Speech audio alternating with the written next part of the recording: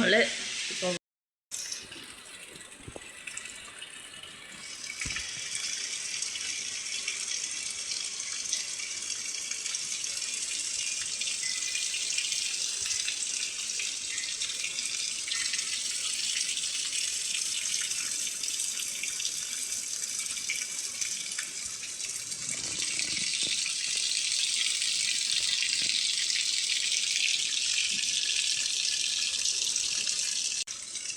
Hi friends, welcome back to my YouTube channel Aishwarya all in one videos.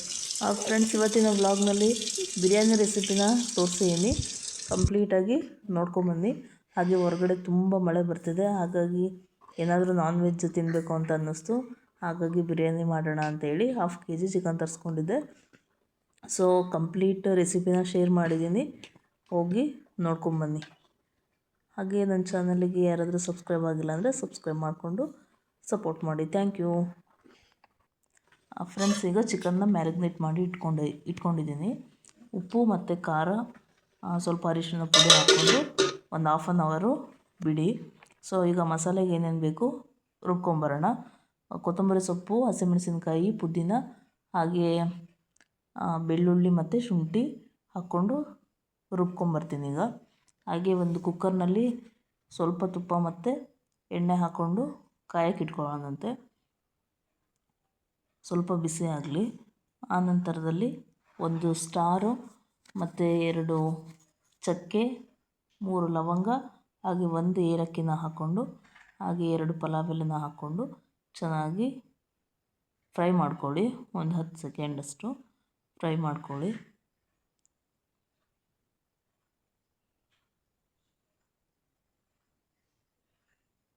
ಈಗ ಒಂದು ಈರುಳ್ಳಿನ ಉದ್ದುದ್ದೇ ಹೆಚ್ಕೊಂಡಿದ್ದೀನಿ. ಒಂದು ಈರುಳ್ಳಿನ ಸೇರಿಸ್ಕೊತಾ ಇದ್ದೀನಿ. ಅದು ಕೂಡ ಬ್ರೌನ್ ಕಲರ್ ಬರೋವರೆಗೂ ಫ್ರೈ ಮಾಡ್ಕೊಬೇಕಾಗತ್ತೆ. ಚೆನ್ನಾಗಿ ಲೈಟ್ ಬ್ರೌನ್ ಬಂದರೆ ಸಾಕಾಗುತ್ತೆ.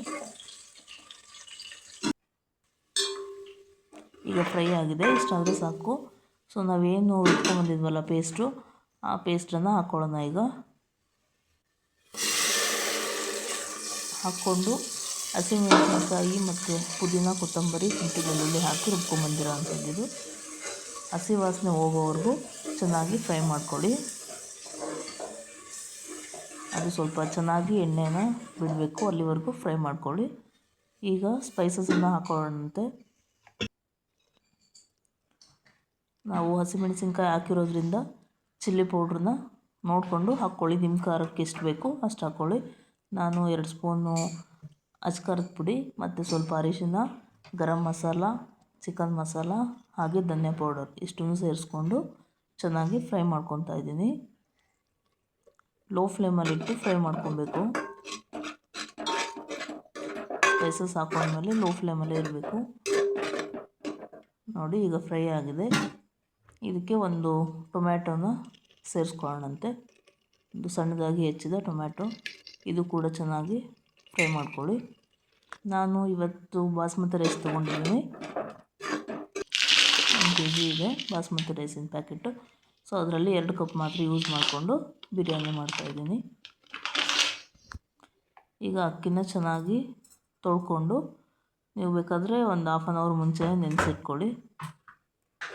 ಈಗ ನಾನೇನು ಸ್ಪೈಸಸ್ ಎಲ್ಲ ತೊಗೊಂಡಿದ್ನಲ್ಲ, ಆ ಡಬ್ಬಗಳೆಲ್ಲ ಹಾಗೆ ಮೇಲೆ ಇದ್ದೀನಿ. ಈಗ ಅಕ್ಕಿನ ತೊಳ್ಕೊಂಡು ಇಟ್ಕೊಂಡಿದ್ದೀನಲ್ಲ, ಸೈಡಿಗೆ ಎತ್ತಿಟ್ಕೊಂಡಿದ್ದೀನಿ ಅಕ್ಕಿನ ತೊಳೆದು. ಹಾಗೆ ನಾವೇನು ಚಿಕನ್ನ ಮ್ಯಾರಿನೇಟ್ ಮಾಡಿ ಇಟ್ಕೊಂಡಿದ್ವಿ, ಆ ಚಿಕನ್ನ ಸ್ಪೈಸಸ್ ಎಲ್ಲ ಫ್ರೈ ಆಗಿದೆಯಲ್ಲ, ಇದರ ಮಸಾಲೆ ಎಲ್ಲ ಫ್ರೈ ಆಗಿದೆಯಲ್ಲ, ಇದರಲ್ಲಿ ಹಾಕ್ಕೊಳ್ಳೋಣಂತೆ. ಹಾಕ್ಕೊಂಡು ಒಂದು 2 ನಿಮಿಷ ಚೆನ್ನಾಗಿ ಚಿಕನ್ನ ಫ್ರೈ ಮಾಡ್ಕೊಳ್ಳಿ.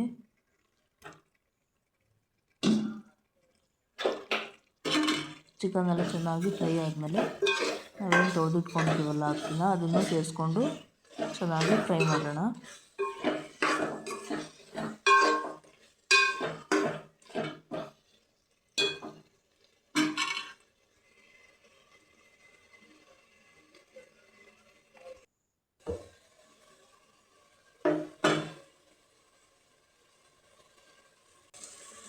ಈಗ ಅಕ್ಕಿ ಹಾಕ್ಕೊಂಡು ಚೆನ್ನಾಗಿ ಫ್ರೈ ಮಾಡ್ಕೊಳ್ಳೋಂತೆ. ಅದು ಒಂದು 2 ನಿಮಿಷ ಫ್ರೈ ಮಾಡ್ಕೊಳ್ಳಿ, ಸಾಕಾಗುತ್ತೆ.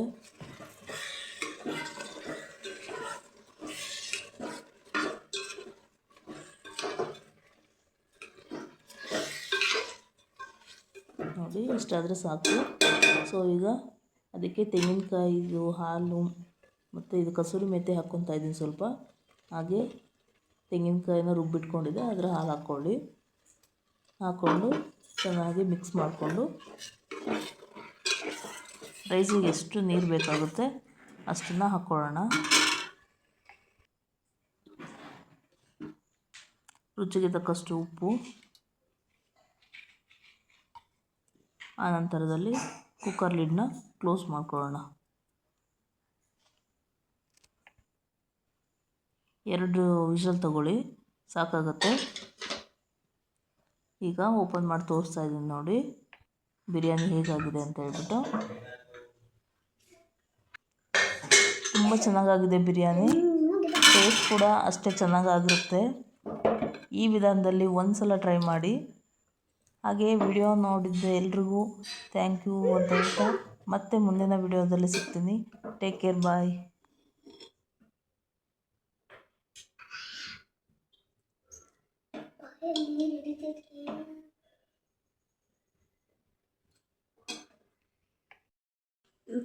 ನೋಡಿ ಫ್ರೆಂಡ್ಸ್, ಚೆನ್ನಾಗಿದೆ ಬಾಸ್ ಬಿರಿಯಾನಿ ಫ್ರೆಂಡ್ಸ್. ನೋಡಿ ಬಾಸ್ ನಾನು ಪ್ಲೇಟ್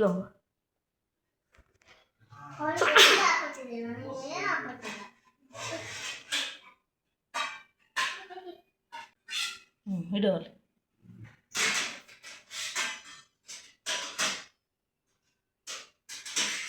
ಕೊಡು ತಟ್ಟೆ.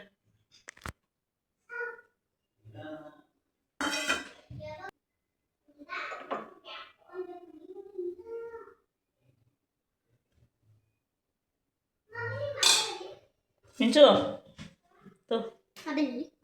ಮಿಂಚು ಕೊಡೋದು